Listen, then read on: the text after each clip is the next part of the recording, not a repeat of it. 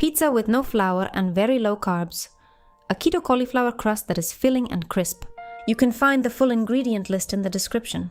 I like having everything ready first. I cut the cauliflower into smaller pieces and blend it finely, then transfer it to a tall bowl.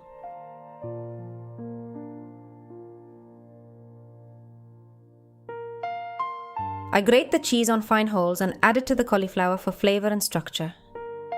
I crack 1 egg into the bowl to bind the crust. Salt, pepper, and favorite herbs. I mix until everything is well combined. This crust really surprises people. Many do not believe it is mostly cauliflower. I lightly grease the baking paper with olive oil.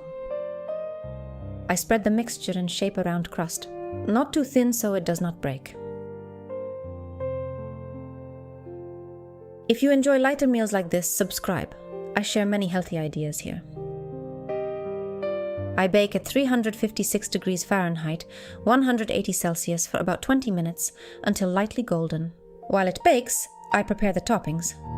Everyone can choose their favorites.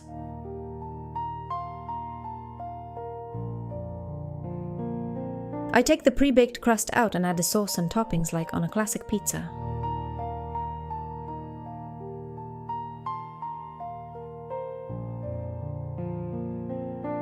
Arugula or spinach on top add freshness and balance the cheese nicely.